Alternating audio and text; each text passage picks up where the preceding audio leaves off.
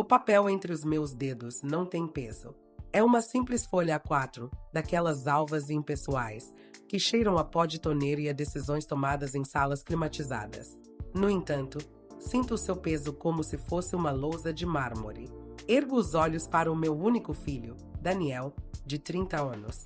O seu fato escuro, impecável, veste-lhe um corpo esguio, mas definido por ginásios e não pelo esforço de carregar fardos de algodão cru. Está sentado com as pernas cruzadas. A ponta do seu sapato italiano balança ritmadamente, um metrônomo de paciência ensaiada. Ellen, Don't waste my mas time. mesmo riscaram I set Ellen the da standard tua around existência. here. Daniel, a minha voz Now, emerge if you'll excuse me, rouca e I have a espessa, company to... como o roncar de uma máquina de costura antiga e cansada. Sinto um amargo na garganta. Daniel solta um suspiro, daqueles longos e carregados de um fastio reservado para explicações infantis. Leva a mão ao pulso para alinhar as fivelas de prata do bracelete. A minha oferta no dia da sua licenciatura. Mãe, peço-te, não dramatizes. A voz dele é lisa, lisa como um lago sem vento. Helen soa a oficina, a atelier clandestino, a trabalho suado e mal pago. Soa uma mulher que cose etiquetas até altas horas. Soa uma mulher que tem o cheiro a linha e a ferro de engomar. Ele faz uma pausa, inclinando ligeiramente a cabeça para me observar, como se eu fosse um esquema com um erro de cálculo. Já Montenegro. Daniel Montenegro. Consegues ouvir? Tem peso, tem porte. A minha noiva e os seus associados não se podem ligar a um apelido tão banal. É uma questão de imagem, mãe. Não irias compreender. Mas antes de prosseguir com esta memória, preciso de fazer um pedido. Se estás a acompanhar esta história, por favor, deixa o teu apoio. Quero saber de onde me escutas, em que cidade, a que horas. Esses detalhes são o fio que me liga a ti e fazem com que esta partilha valha a pena. Branding, aquela palavra estrangeira a sair-lhe da boca. Baixo o olhar para as minhas mãos, pousadas sobre a mesa de vidro polido. Mãos marcadas, com calos duros de décadas a manejar tesouras e agulhas. As manchas de têxtil impregnadas na pele, que nenhum sabão consegue remover por completo. Resta sempre aquele vestígio, uma sombra de índigo e púrpura, testemunha silenciosa de 40 anos de trabalho.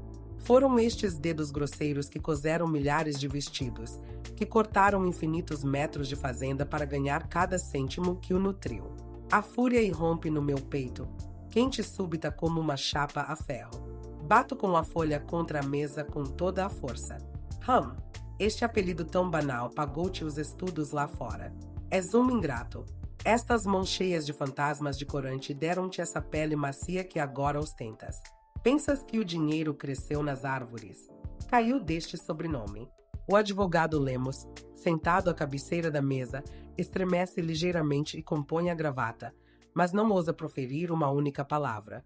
Conhece o meu feitio. Mas Daniel não demonstra um pingo de receio, a expressão lisa como água parada.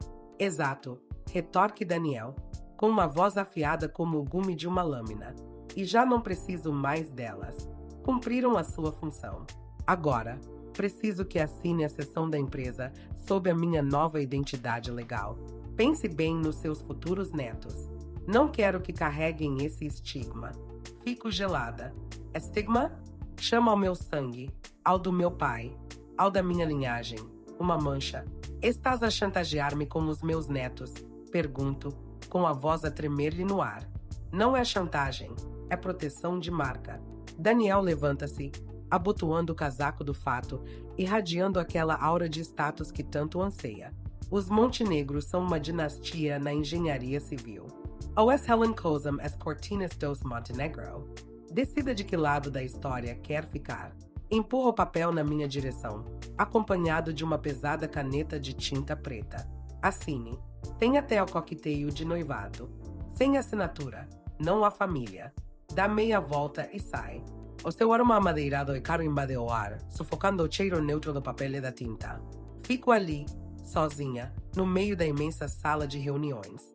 O filho que mais amo acabou de me assassinar, não com uma bala, mas com um processo de mudança de nome. No fundo, não quer apenas o que é dele. Quer apagar por completo o meio resto. Saio do arranha-céus de escritórios e o sol abrasador do porto parece esbofetear-me.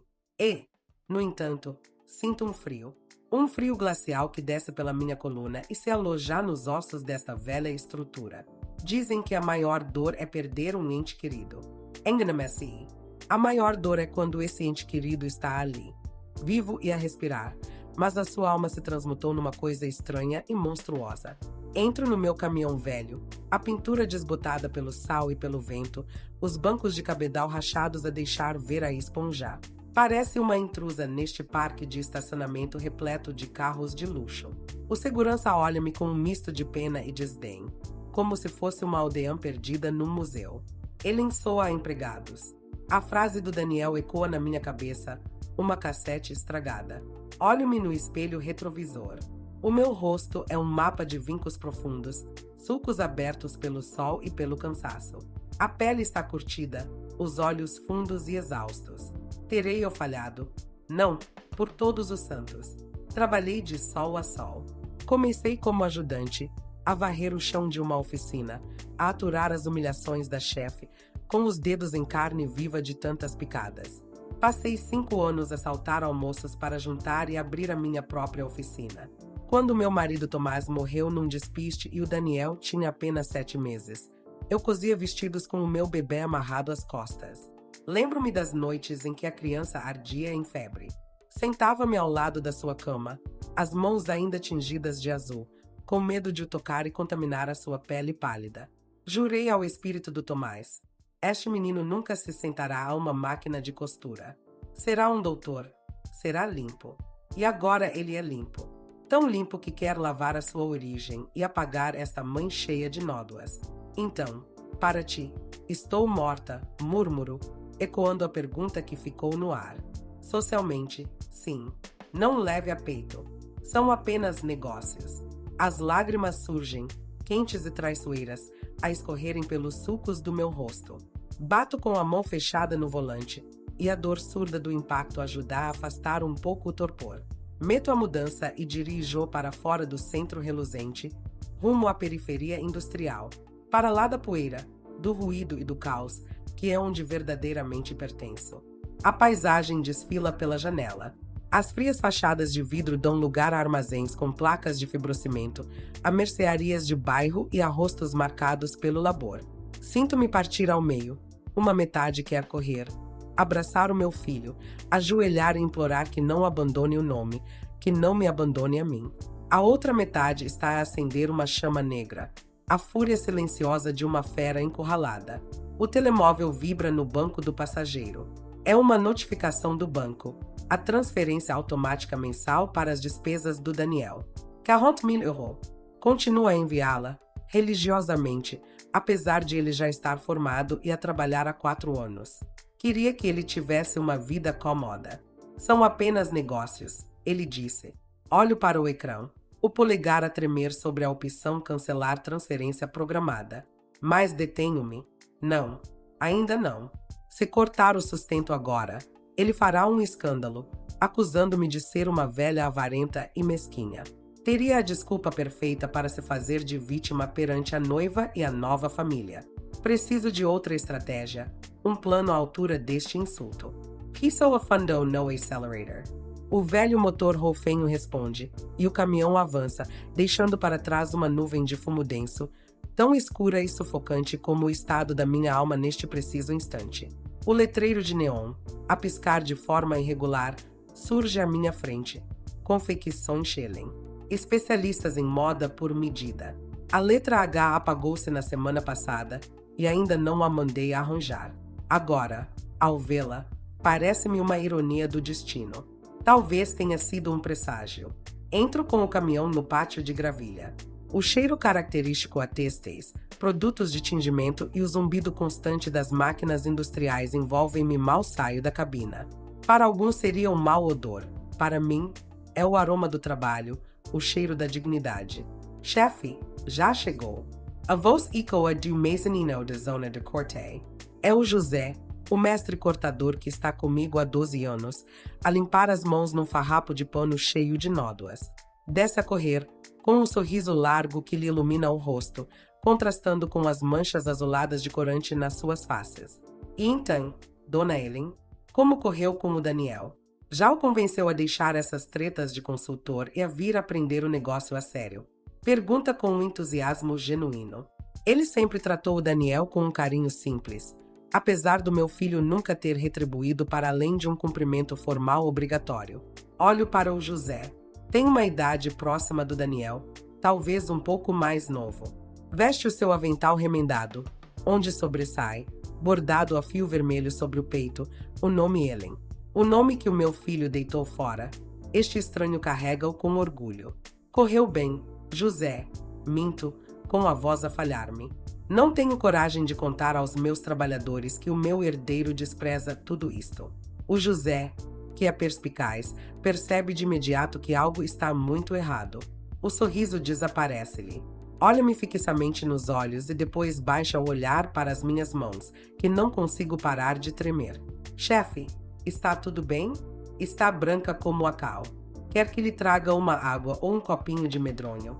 Estou bem, José. É só que, por vezes, o dinheiro não compra lealdade, mas compra uma boa dose de desprezo. O José acena, pensativo, entendendo o essencial sem conhecer os pormenores cruéis.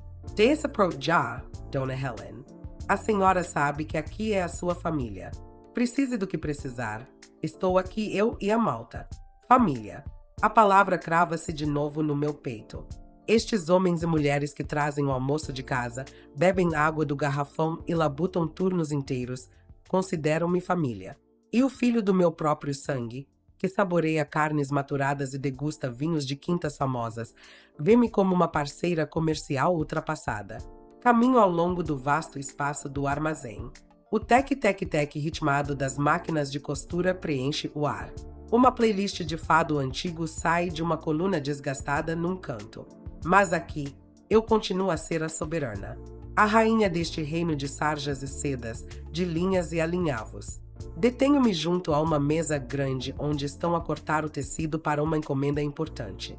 O Miguel, um dos cortadores mais novos, está a medir e a marcar o molde sobre metros e metros de crepe estendido. Ao reparar na minha presença, levanta os olhos. Dona Ellen, já separamos a remessa toda. O defeito estava mesmo no lote de tingimento, tal como a senhora desconfiou. Tem um olho de águia.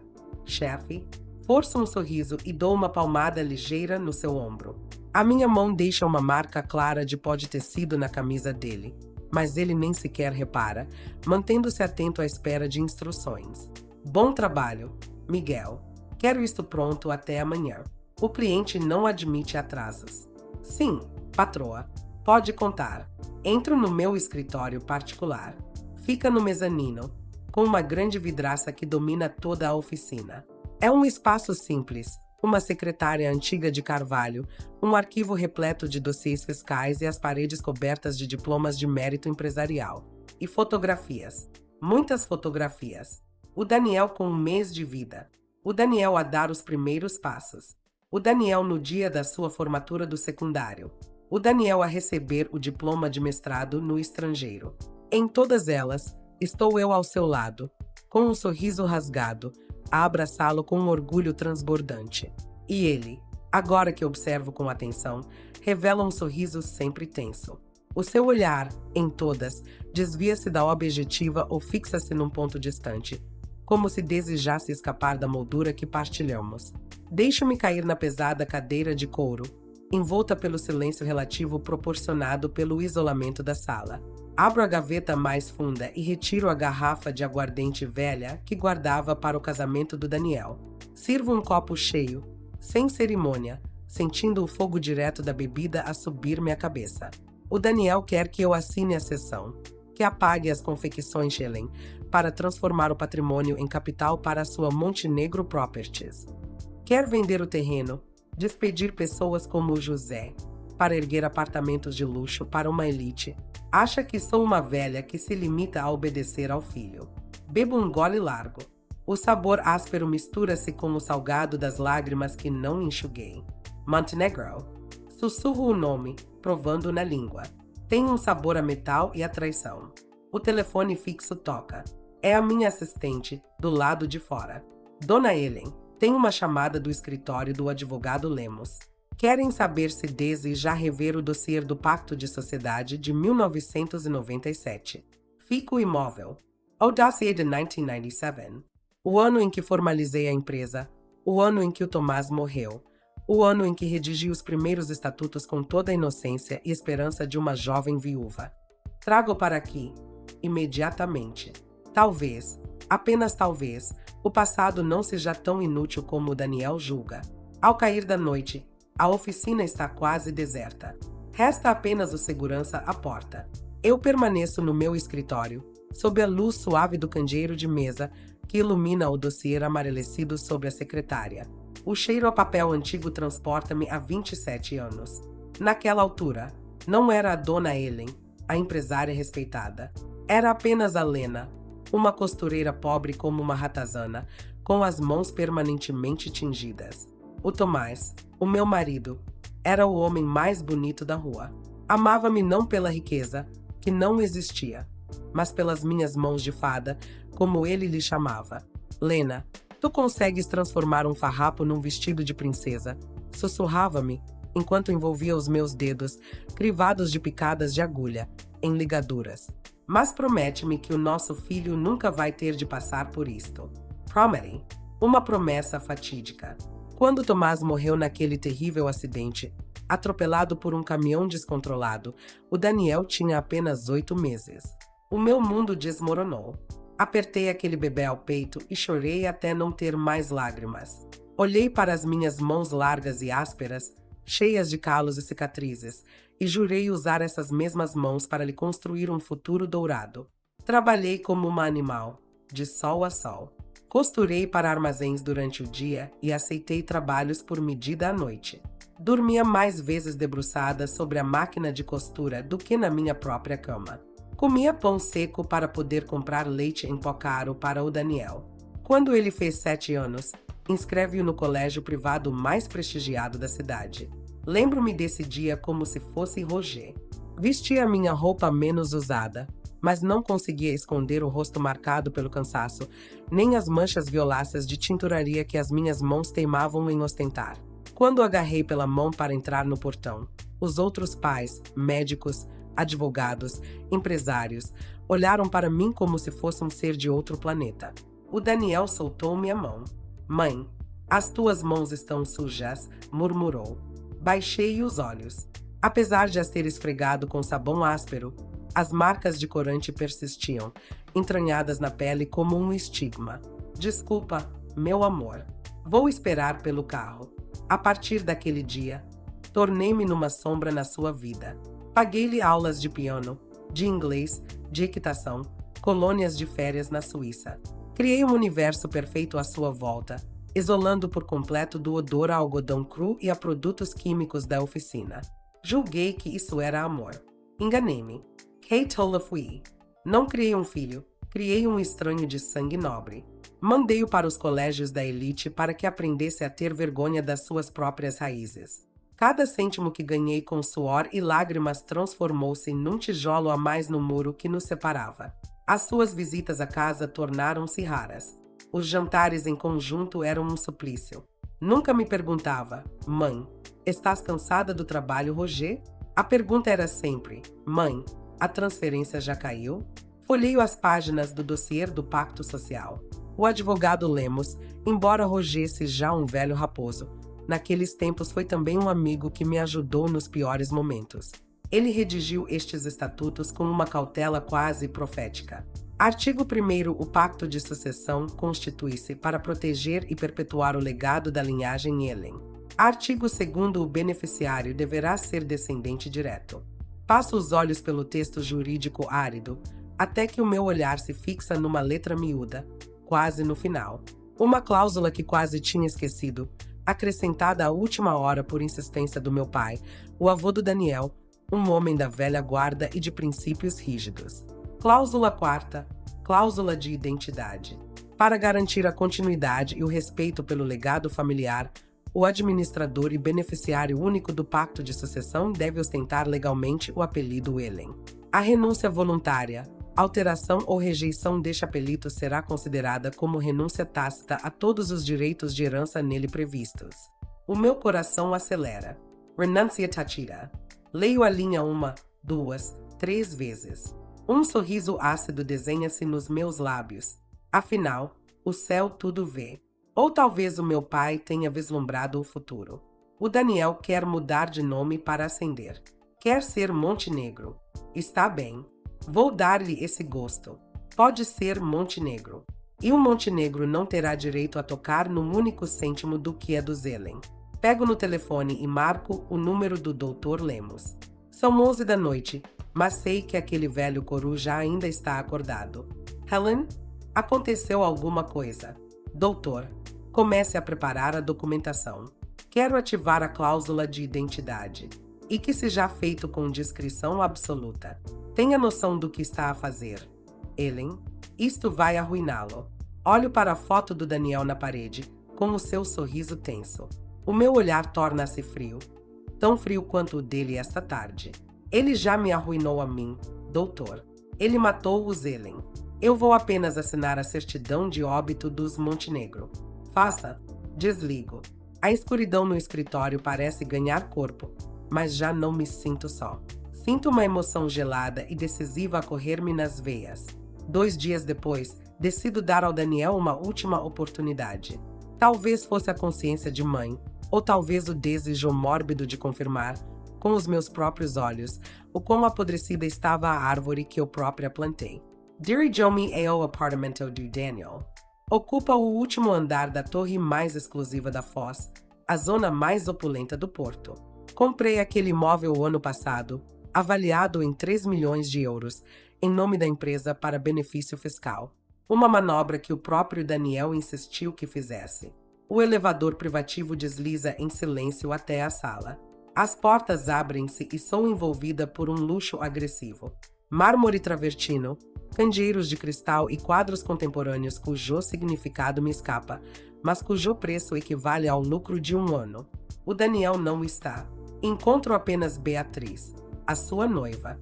Beatriz é uma rapariga bonita, do tipo clássico. Loiura, com um corpo esguio de manequim. Herdeira de uma linhagem aristocrática em declínio. A sua família tem o nome, Montenegro, mas esgotou o capital, agarrando-se agora ao meu filho como a uma tábua de salvação. Está reclinada num sofá de linho branco, a folhear uma revista de sociedade com uma taça de champanhe na mão. Ao ver-me, não se levanta nem sorri. Apenas arqueia uma sobrancelha perfeita, como se eu fosse a mulher da limpeza a horas erradas. Dona Ellen, diz, com uma voz melíflua mas gélida. O Daniel está numa reunião com potenciais investidores. Não a esperávamos. Fico plantada no meio da sala, deslocada no meu casaco simples e sapatos práticos. Preciso de falar com o meu filho. E consigo, Beatriz. Ela pousa a taça, cruza os braços numa postura defensiva e altiva. Olhe, Dona Ellen, seja razoável. Vamos casar. Os nossos filhos irão para colégios internacionais. Vão conviver com os filhos de ministros e embaixadores. Imagine que gozam com eles por se chamarem Ellen. É tão provinciano, tão comum. Comum, repito, tentando conter um tremor. Esse apelido comum deu-vos de comer. Pagou este sofá onde se senta e o anel de safira que traz no dedo. Beatriz solta uma risadinha seca, carregada de desdém. O dinheiro é dinheiro.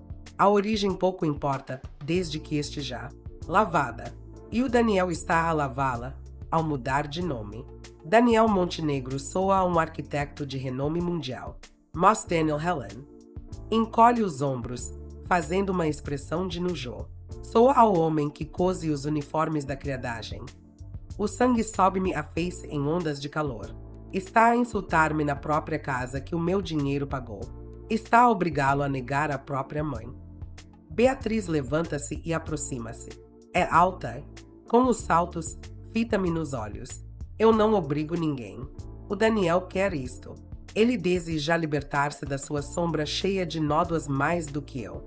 Sabe o que ele faz sempre que a senhora nos visita? Mal a porta se fecha, ele chama uma equipa de limpeza para desinfetar a entrada. Diz que o cheiro ao algodão cru e a mofo lhe causa náuseas.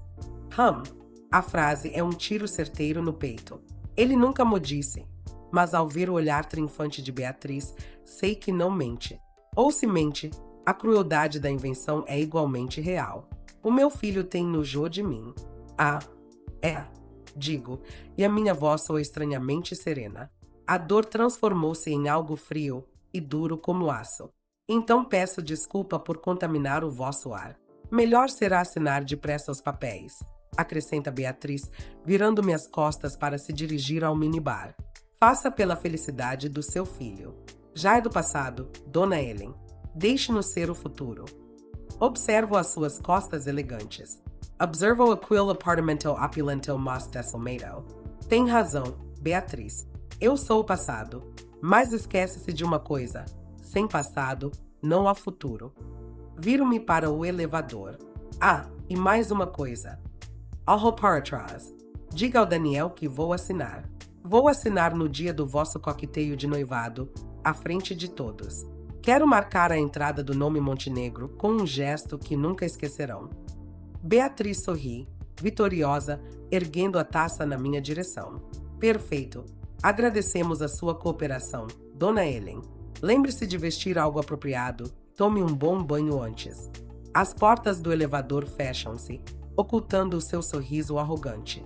Fico na cabine, a descer a grande velocidade. Eles julgam que ganharam. Não sabem que essa assinatura será a sentença de morte para o futuro dourado que planeiam. A semana passou como um pesadelo alongado. Na segunda-feira de manhã, chegou um envelope por mensageiro urgente. Não era correio vulgar, vinha de um escritório de advogados de alta categoria.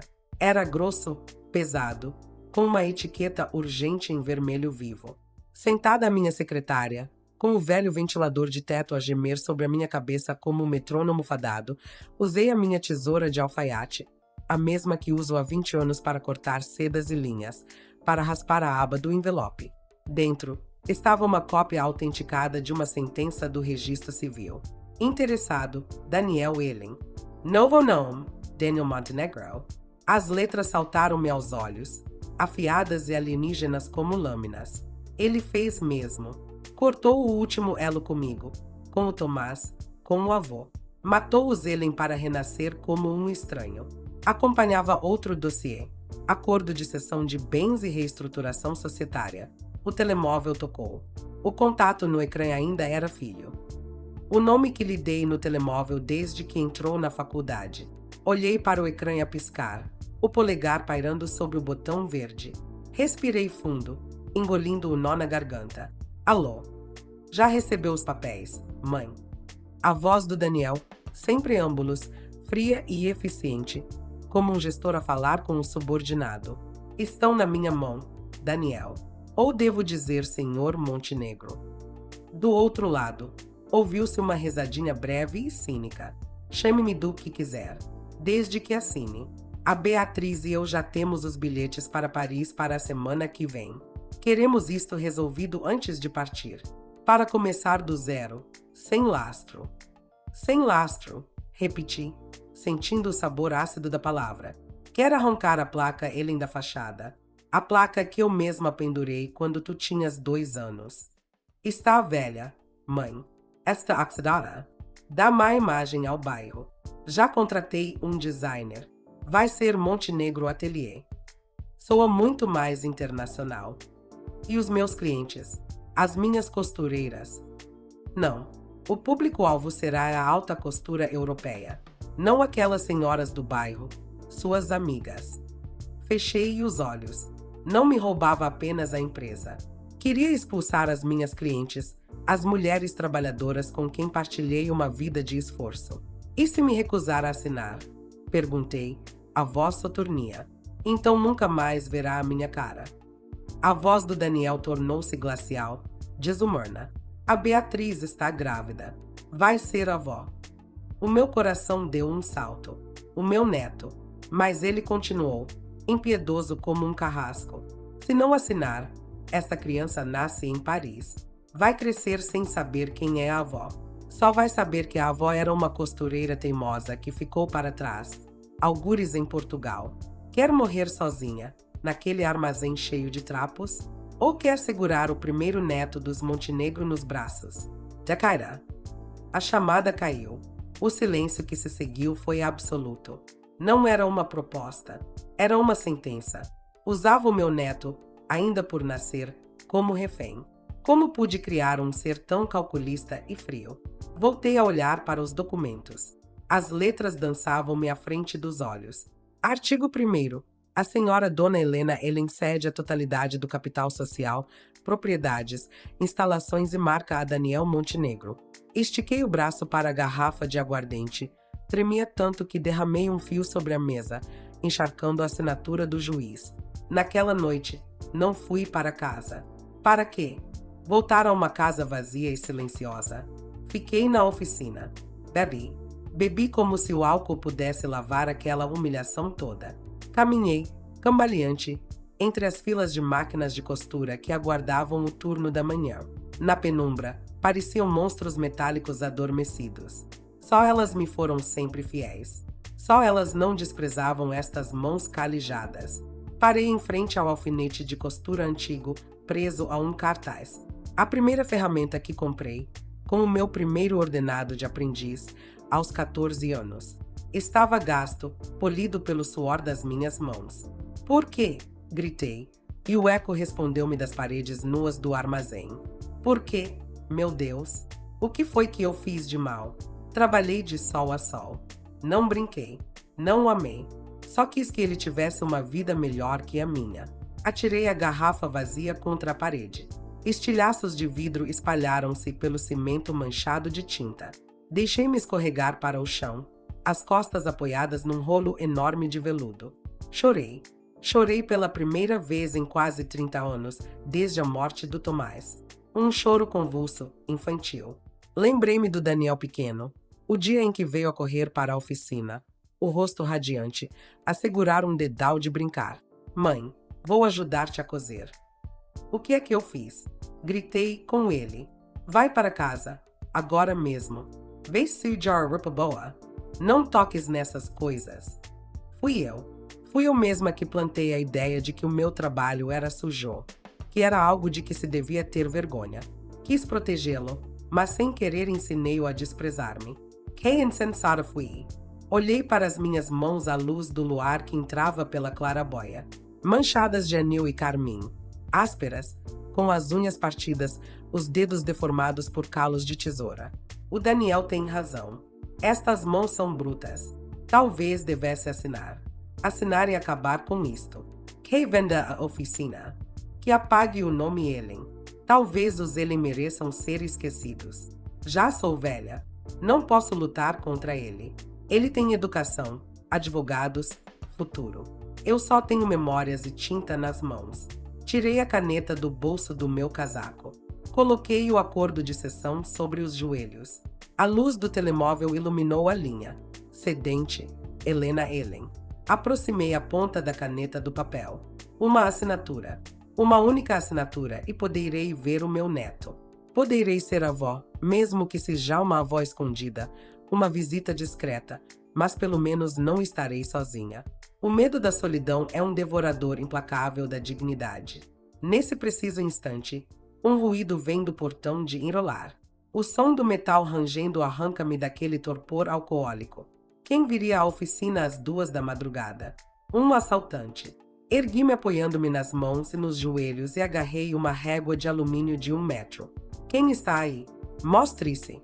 Gritei, tentando que a minha voz soasse ameaçadora, apesar de arrastada. O portão subiu a medo. Uma silhueta entrou. Chefe, sou eu, o José. Era o José, o mestre cortador, com o pijama às pressas, chinelos nos pés e uma expressão de sustento no rosto. José, que raio estás a fazer aqui a estas horas? Baixei a régua. Passei na estrada e vi a sua caminhoneta no pátio. A luz do escritório estava apagada, mas a porta do armazém estava destrancada por dentro. Fiquei com um mau pressentimento. Pensei que lhe tinha dado um ataque ou algo do gênero. José aproximou-se, franzindo o nariz ante o cheiro a álcool e observando a desordem de vidros partidos. O seu olhar fixou-se no papel amassado no meu colo e na caneta caída no chão. Vai assinar isso, Dona Helen? Perguntou em voz baixa, os olhos pregados no documento. Na oficina, todos comentavam em surdina a mudança de nome do Daniel. As más notícias vão. Não tenho escolha. José, ri-me com amargura, recostando-me no rolo de tecido. Ele venceu. Sou uma velha acabada. Este apelido Helen. Diz ele que é uma vergonha. José ficou em silêncio por um momento. Ajoelhou-se à minha frente, sem se importar que o chão sujo manchasse o pijama limpo. Chefe, lembra-se de na semana passada o meu filho mais novo ter sido agredido na escola? Olhei para ele, sem compreender. E o que é que isso tem a ver? Andou a porrada com outro miúdo porque ele disse que o pai era um costureiro de trapos. O professor chamou-me. Sabe o que o meu filho lhe respondeu? A Beniaekbika.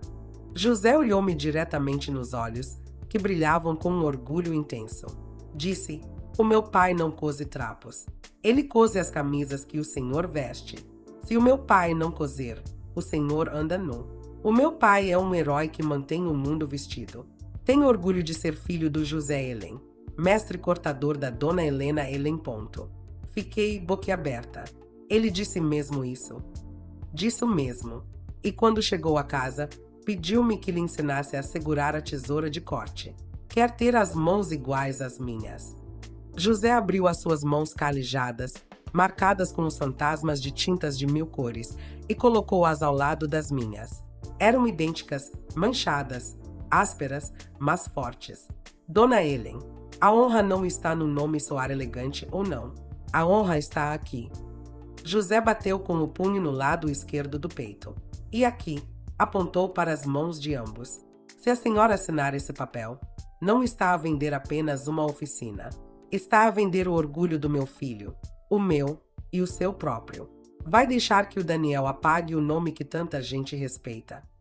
As palavras do José caíram como um balde de água gelada. A névoa do álcool dissipou-se de imediato. O filho de um cortador compreendia mais de honra do que o meu filho com um mestrado. O Daniel tinha vergonha de mim. O filho do José tinha orgulho do pai. A diferença não estava no sangue, mas no caráter. Olhei novamente para o acordo de cessão. Já não via medo. Vai apenas desprezo. Desprezo pela minha própria fraqueza de há momentos antes. Amassei o papel numa bola compacta e atirei-o com força para o meio dos cacos de vidro. Tens razão, José. Raios me partam, mas tens toda a razão. Levantei-me, ainda um pouco instável, mas com a coluna direita. A dor no peito persistia, mas tinha se transformado. Já não era a dor da perda, mas a dor de uma metamorfose.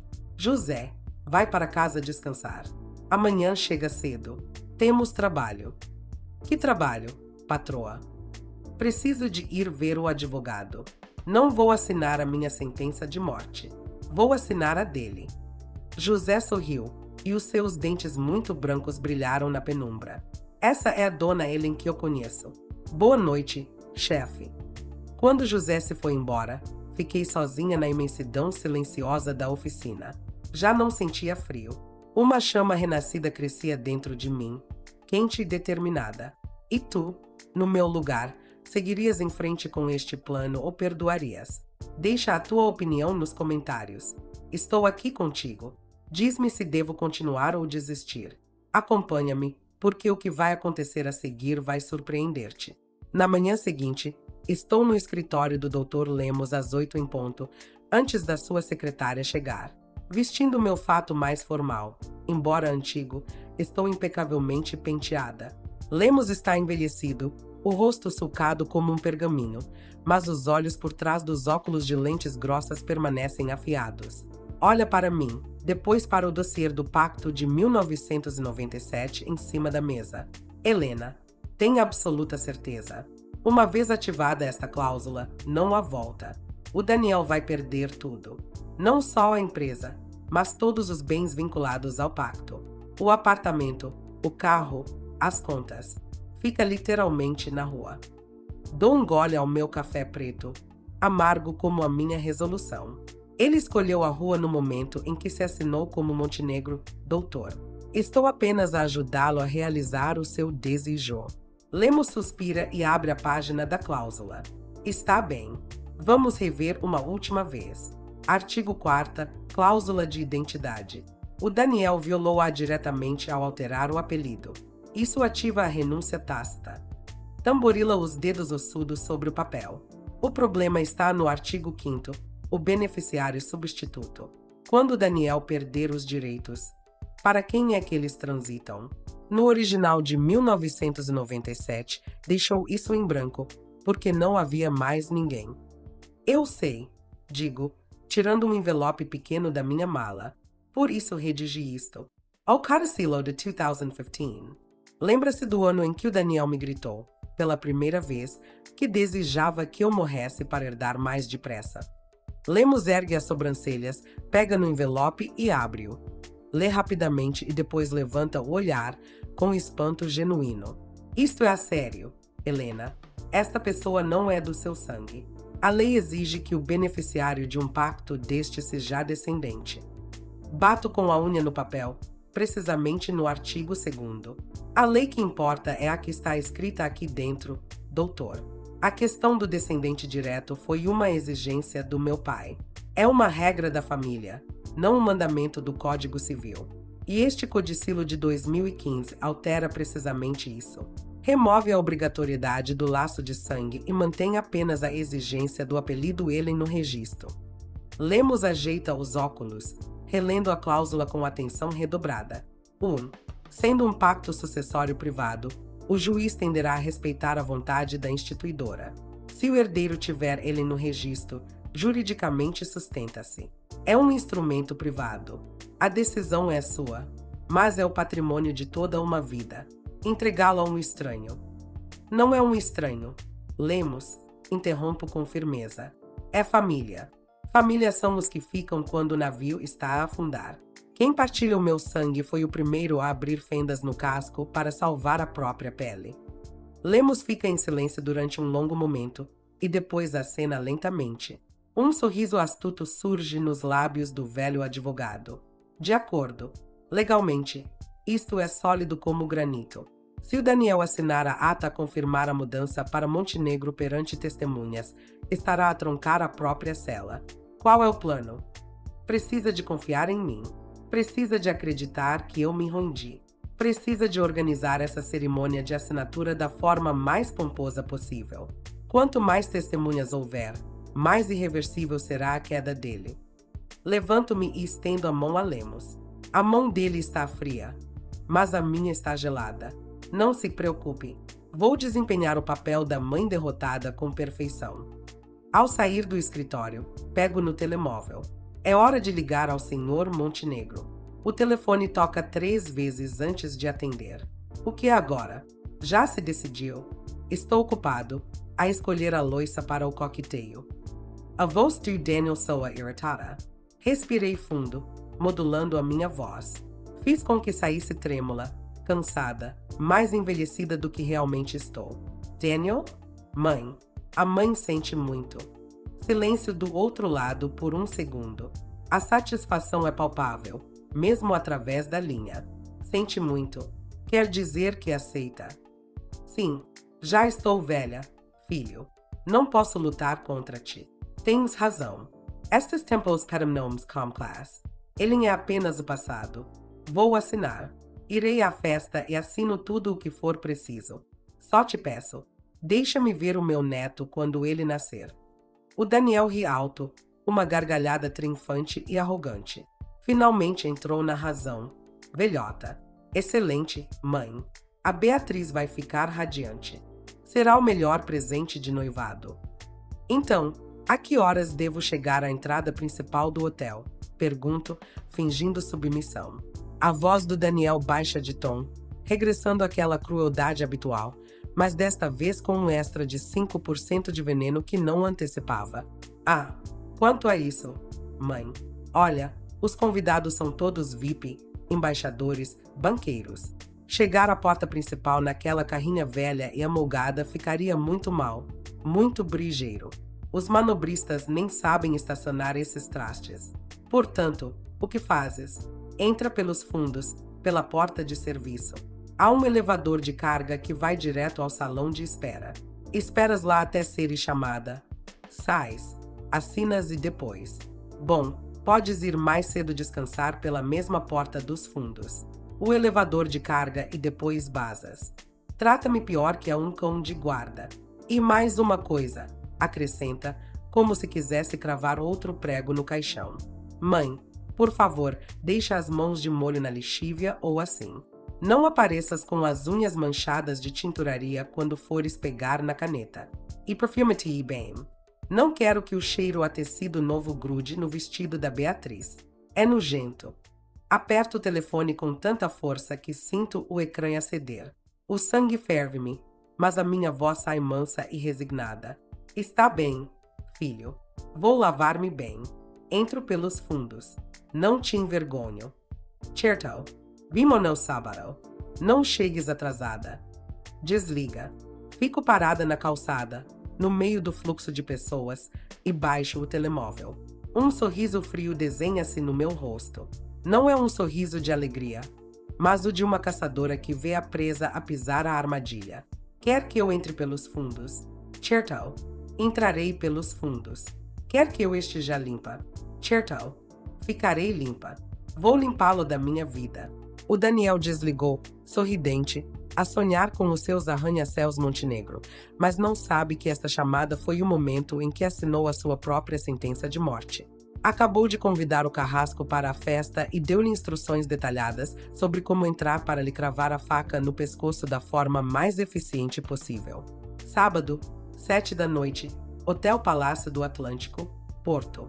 Estaciono a minha velha carrinha no beco dos fundos, entre os contentores de lixo orgânico da cozinha do hotel, tal como o senhor Montenegro me instruiu. O cheiro a comida requentada e desinfetante mistura-se com o aroma do perfume econômico que me passei.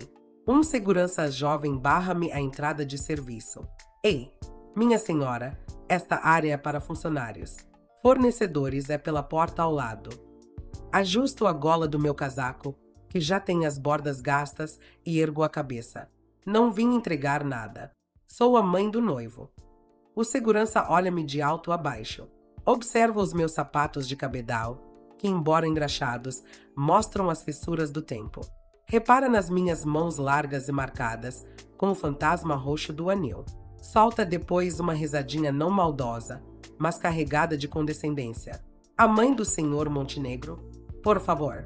Ele disse que a mãe dele é uma investidora que vive em Genebra. Bom, vá lá. Entra, tia. Usa o elevador de serviço número 3 e reza para o chefe de sala não te ver. Entro no elevador de serviço. O chão está pegajoso e marcado por rodas de carrinhos. Que ironia! A sujidade deste elevador faz-me sentir mais em casa do que o mármore impoluto do átrio. Pelo menos aqui, a porcaria é honesta. O elevador abre no piso dos salões. O som de música de câmara e o tilintar de cristais envolvem-me. Saio e escondo-me num recanto escuro, atrás de uma pesada cortina de veludo carmesim. O salão é um espetáculo de opulência. Lustres de cristal pendem como lágrimas congeladas. Arranjos florais inundam o espaço. Homens de smoking e mulheres em vestidos de noite reluzente seguram taças de champanhe, rindo de conversas ocas. E ali está ele, no centro, a brilhar como um deus pagão, num fato de linho marfim, o cabelo impecavelmente penteado. Está a brindar com um homem de aspecto importante, o presidente da Ordem dos Arquitetos, suponho. A Beatriz está ao seu lado, radiante e afiada como um diamante lapidado. Respiro fundo e saio do meu esconderijo. Daniel vê-me. O sorriso desaparece-lhe instantaneamente do rosto, substituído por um franzir de sobrancelhas de puro alarme. Despede-se com um aceno do convidado e puxa a Beatriz, interceptando-me perto da zona de passagem dos empregados de mesa. Está na hora certa, rosninha entre dentes, espreitando para os lados. Mas o que está a fazer aqui? Devia estar na salida da espera. Estava trancada. Minto. Queria estar aqui para te ver no teu momento. Daniel suspira com fastio, fazendo uma careta de nojo quando se aproxima. Cheira-me. Como que é que se lavou? Meu Deus, parece água de colônia de mercearia. Afaste-se um pouco da Beatriz. As náuseas da gravidez são sensíveis a cheiros fortes. Beatriz tapa ligeiramente o nariz com um lenço, fitando-me como se fosse uma barata. Dona Helen, faça o favor de não tocar em nada, especialmente na comida. Olhe para suas unhas. Apesar de as ter cortado rente, as manchas de azul turquesa persistem. Vai estragar o apetite aos convidados. Olho para as minhas mãos. Deixei-as de molho em lexívia durante meia hora, até a pele ficar vermelha e em carne viva. Mas a tinta de 4 décadas, entranhada na carne, não sai com alvejante. Não se preocupe, digo com voz rouca. Não tenho fome. Só vim para assinar. Cheerio. Daniel ajeita-me o colarinho. Um gesto que, à distância, pode parecer carinhoso, mas que na verdade é um empurrão disfarçado. Fique quieta neste canto. Não fale com ninguém. Não ria. Quando o mestre de cerimônias anunciar a fundadora predecessora, sobe diretamente ao palco, assina onde eu indicar e desce pela saída de emergência à direita. O meu motorista leva-a a casa. Entendido? Entendido, Sr. Montenegro. Ele acena, satisfeito, e vira-me as costas, fundindo-se de novo na multidão, transformado de novo no príncipe encantador. Fico ali sozinha na penumbra, apertando o velho dossiê contra o peito. A música soa suave, mas nos meus ouvidos só ouço o tum-tum ritmado do meu coração. Eles não sabem que a sombra parada naquele canto não é uma velha acabada. É a morte, a afiar a sua foice. 1 hora depois, as luzes do salão diminuem. Um foco de luz ilumina o centro do palco. Aplausos estrondosos. Daniel sobe ao palanque e pega no microfone com uma confiança absoluta. Minhas senhoras e meus senhores, a sua voz ressoa, cálida e convincente. Obrigado a todos por estarem aqui para testemunhar o nascimento de uma nova era. Roger, celebramos não apenas o meu noivado com a Beatriz, mas também o lançamento da Montenegro Properties. Mais aplausos. O ecrã gigante atrás dele projeta o novo logótipo, um M estilizado a dourado, elegante, moderno, sem qualquer vestígio da agulha e linha do antigo símbolo das confecções Schilling. Muitos perguntam-me, qual é o seu segredo para o sucesso? Continua Daniel, passeando pelo palco. É a coragem de mudar. A coragem de se libertar do velho, da mentalidade obsoleta, dos fardos do passado, para alcançar a excelência. Fardos. Chama-me Fardo na frente de 500 pessoas. E para formalizar esta transição, quero convidar ao palco a pessoa que assentou os primeiros tijolos, ainda que rústicos, desta construção. A minha mãe, a senhora Dona Helena. O mestre de cerimônias faz-me um sinal. O foco de luz varre o salão e detém-se no canto escuro onde estou. A luz siga-me. Começo a caminhar. O salão fica em silêncio total. Os meus sapatos ecoam na madeira polida. Toc, toc, toc. Sinto centenas de olhos cravados em mim, olhares curiosos, críticos e alguns risinhos abafados a comentarem o meu fato antiquado. Subo ao palco. Daniel recebe-me com um abraço fugaz, dando 2 palmadinhas nas minhas costas. O tipo de palmadinhas que se dá a um subordinado. Este é um momento histórico, diz Daniel para o microfone, entregando-me a pesada caneta de tinta. A minha mãe vai assinar o documento de cessão, passando oficialmente o testemunho para a geração Montenegro. Trazem um atrilho. Sobre ele está o acordo de cessão, aberto na página da assinatura. Daniel inclina-se para o meu ouvido, sussurrando com um sorriso congelado para as fotografias. Assina depressa e desaparece. Velha, não me envergonhes. Pigo na caneta. Peça toneladas. O perfume do Daniel, o maquiab da Beatriz, o cheiro à ambição falsa revolvem-me o estômago. Inclino-me. A ponta da caneta toca no papel, mas não escrevo. Fico imóvel como uma estátua. 1 segundo. 2. 5. O silêncio começa a tornar-se incômodo. O pianista para de tocar. Os murmúrios na assistência começam a crescer. Daniel fica impaciente. Peguequia. Me, esta demasiado emocionada. Assine. Ergo a cabeça devagar. Não olho para o papel. Olho diretamente nos olhos do Daniel. Os meus olhos velhos e cansados de repente brilham com um fogo que ele nunca viu. Aproximo-me e retiro suavemente o microfone do seu apoio. Um momento. A minha voz sai firme, sem um tremor. Dura como um martelo a bater numa bigorna. Há um pequeno equívoco que precisa de ser esclarecido. Todo o salão prende a respiração. O silêncio já não é de curiosidade, é sepulcral. A tensão é tão densa que se poderia cortá-la com uma faca. Ouvem-se os cubos de gelo a derreterem-se nas taças da mesa mais distante. Daniel empalidece. Tenta agarrar o microfone, mas dou um passo atrás, erguendo meu velho dossiê no ar antes de assinar este papel. Declaro, a minha voz a ecoar pelo salão, preciso de esclarecer a verdadeira propriedade da empresa a que chamo Montenegro Properties. O que é que está a fazer? Segurança, grita Daniel, lançando-se na minha direção. Quieto, Brado. O grito de comando de uma mulher que dirigiu uma oficina durante 40 anos falo congelar por instinto. Prefere que todos ouçam a verdade. O que vejam o filho arrastar a mãe do palco como um saco de lixo. Os convidados começam a murmurar mais alto. Telemóveis e câmaras erguem-se em uníssono. Beatriz está petrificada, com a taça a tremer-lhe na mão. Abro o dossiê e retiro a folha amarelecida de 1997. Minhas senhoras e meus senhores, essa empresa não me pertence. E muito menos pertence ao jovem Daniel aqui presente. Pertence ao Pacto de Sucessão Familiar Ellen, instituído em 1997. Coloco os meus óculos de leitura e leio devagar, clara e pausadamente, como uma juíza a proferir uma sentença. Cláusula 4ª, cláusula de identidade. O administrador e beneficiário único do pacto deve ostentar legal e obrigatoriamente o apelido Ellen. Qualquer ação destinada a alterar, negar ou eliminar este apelido será considerada como renúncia tácita a todos os direitos de herança nele previstos. Faço uma pausa, fitando o rosto do Daniel, agora branco como a cal. Daniel, acabaste de te vangloriar perante o mundo por teres mudado o teu nome para Montenegro. Exibiste esse certificado como um troféu. Atiro o acordo de cessão que ele me deu para o chão do palco. Parabéns, senhor Montenegro. Com esse novo nome, acabas de te apagar oficialmente da lista de beneficiários. Legalmente, és um estranho, e o pacto dos Ellen não acolhe estranhos. O salão explode em espanto. O quê? Isto não pode ser, ressoa cauticamente. Beatriz corre para o lado de Daniel, arrancando-me o papel das mãos para o ler.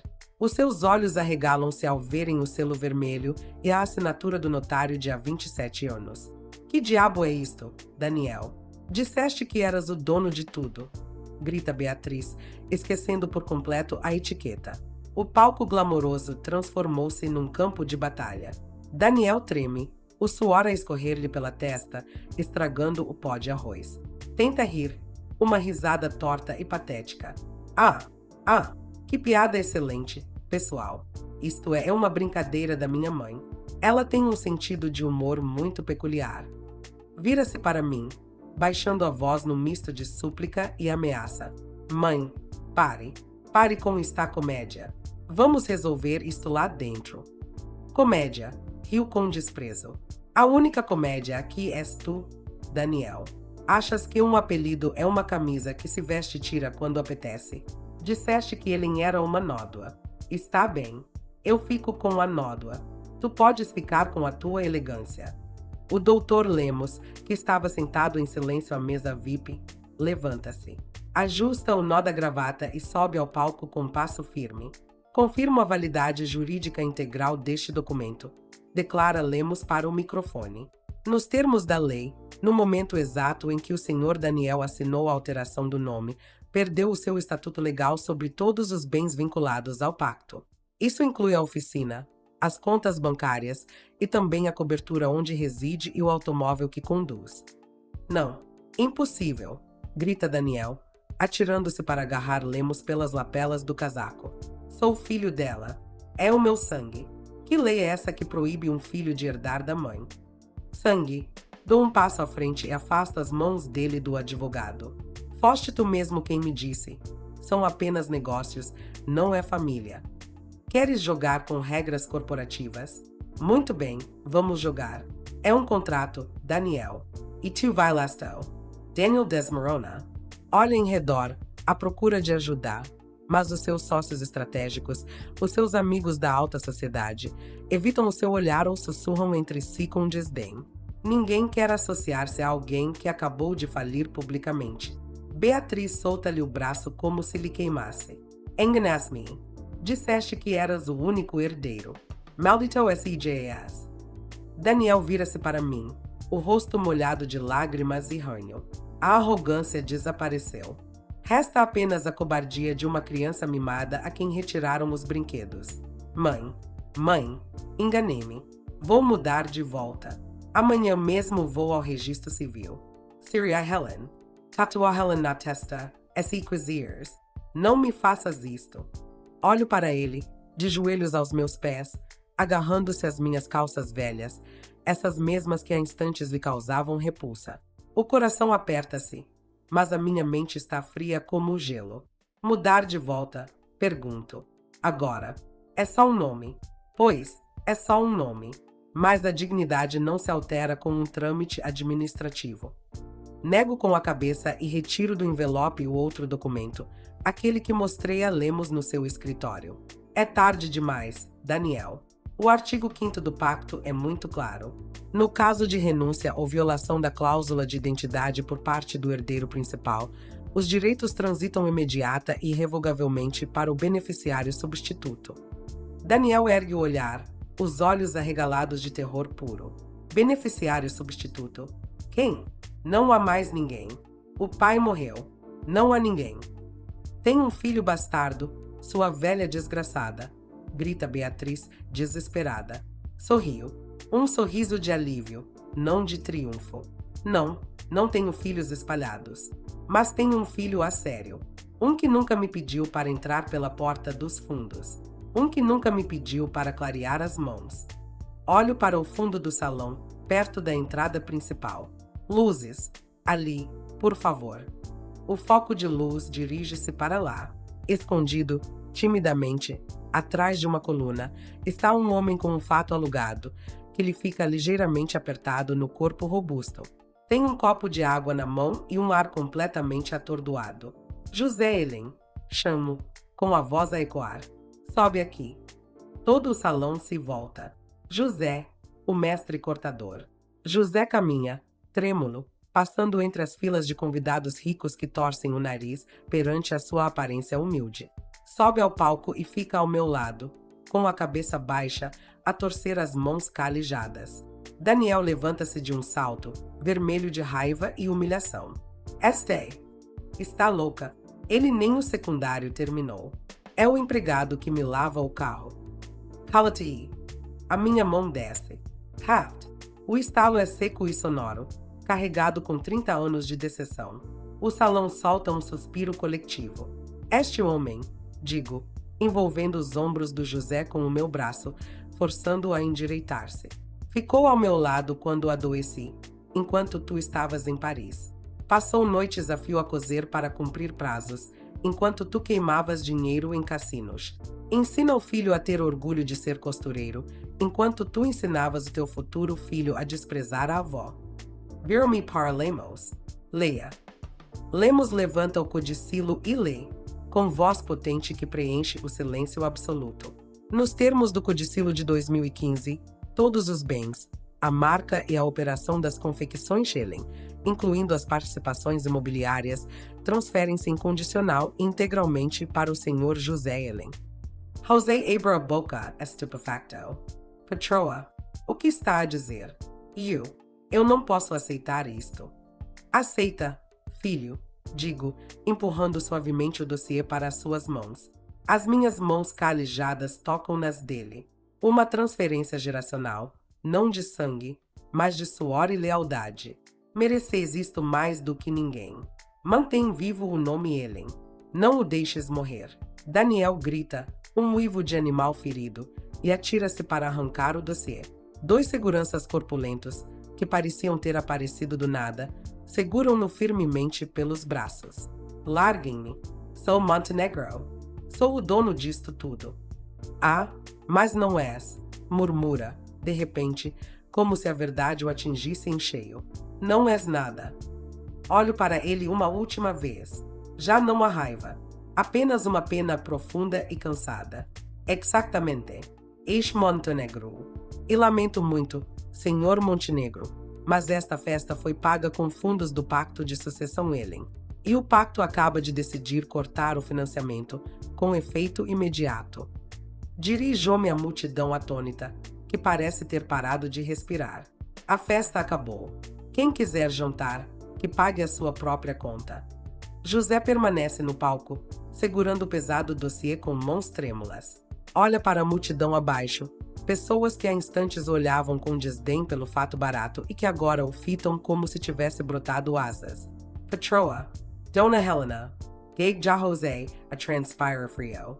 Isto é grande demais. E eu só sei cortar e cozer. Como vou gerir uma empresa? Pouso a minha mão no seu ombro, sentindo a solidez de um homem de trabalho. Foi por isso que te escolhi. José, tu sabes consertar o que esta partido. Aquele, aponto com o queixo para Daniel, que ainda se debate com os seguranças, só sabe deitar fora o que é velho para perseguir quimeras. Daniel esperneia e grita, roxo de vergonha. A sua verdadeira natureza, aquele preconceito e classismo que tentava esconder sob uma fachada intelectual, vem ao de cima, sem filtros. Estás louca, velha? Dás o patrimônio a isto. Olha para ele. Nem sabe usar a faca e o garfo direito. Vai transformar a empresa num chiqueiro. Cala a boca, grita Beatriz. Não para me defender, mas porque percebe que o barco está a afundar-se rapidamente. Aproximo-me de Daniel. Olho profundamente nos seus olhos, à procura de algum vestígio daquela criança pequena, mas só vejo ódio e ganância. Daniel, desprezas este homem? Este homem ficou a tomar conta da oficina a noite toda quando o temporal inundou metade do bairro, enquanto tu festejavas na comporta. Este homem carregou minhas costas para as urgências quando tive o infarte no ano passado, enquanto tu dizias que estavas numa reunião. Ele não tem o meu sangue, mas tem o meu coração. Viro-me para a assistência e declaro, a partir deste momento, José Ellen é o diretor-geral das confecções Ellen. Todas as decisões sobre ativos, pessoal e dívidas serão tomadas por ele. José respira fundo. Olha para mim, depois para suas mãos calijadas. O seu olhar muda, do medo passa para uma determinação resoluta. Percebe que isto não é um presente, é uma responsabilidade. Tem de proteger a honra de quem trabalha. José dá um passo em frente e olha diretamente para Daniel. Jovem Daniel, diz, com uma voz surpreendentemente tranquila e estável, posso não ter canudo, mas ao menos nunca mudei o apelido da minha mãe para subir na vida. A frase dói mais do que o meu estalo. A assistência solta um ó coletivo. Alguns começam a aplaudir. Primeiro uns poucos, depois cada vez mais. Não aplaudem por gostarem do José, mas por detestarem a falsidade de Daniel. Mas a obra não está terminada. Faça um sinal ao Dr. Lemos. É hora do golpe econômico final. Lemos retira outro documento e ajeita os óculos. Senior. Montenegro enfatiza o novo apelido com sarcasmo. Dado que já não é beneficiário do pacto, somos obrigados a executar as cláusulas de recuperação de ativos vinculados. Daniel pisca os olhos. Recuperação de quê? O apartamento é meu. O carro é meu. Falso, responde Lemos Fryman. Nos papéis, a cobertura na Torre Lisboa é propriedade da Ellen Propriedades, Lada.